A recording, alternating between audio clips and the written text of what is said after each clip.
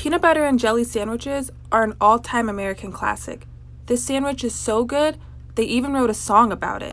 It's peanut butter jelly time. Peanut butter jelly time. Peanut butter jelly. So of course it was a genius idea to create a peanut butter and jelly food truck, also known as Hey PB&J.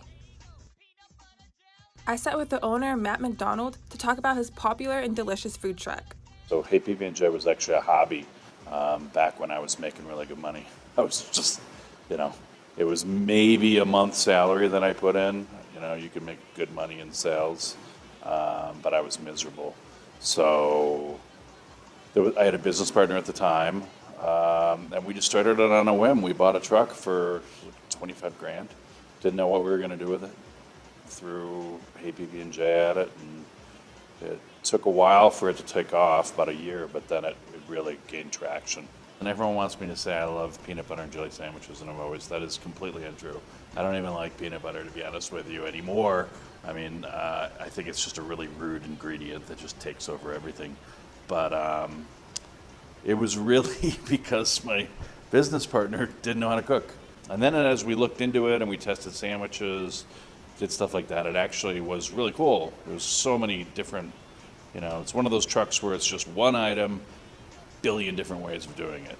I have another truck called Meatball that's just one meatball, and we don't mess with it like that. But it turned out to be really fun to do, and it became very addictive coming up with these things. Blackberry jalapeno is a classic. It was a cheese plate that I used to do with goat cheese and fresh blackberries and I think jalapeno jam. This was back in fine dining when I was doing it.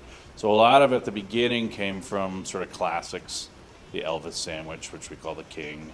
Now we've gotten very weird. We have fried chicken PBJs, we have Korean PBJs, the pulled pork PBJ, and those take a lot of time and it sounds crazy because they're just sandwiches, but a lot of intellectual gestation of about 4 or 5 months where you're like, Jesus, is this going to be disgusting? I mean, you go on our website, we've got like maybe 15 things listed. We have about 100 media spots. It just got into that world, and people love the idea of it. They just don't want to fork out $8-9 for a sandwich. So. So the next time you're craving a delicious peanut butter and jelly sandwich, stop by Hey PB&J.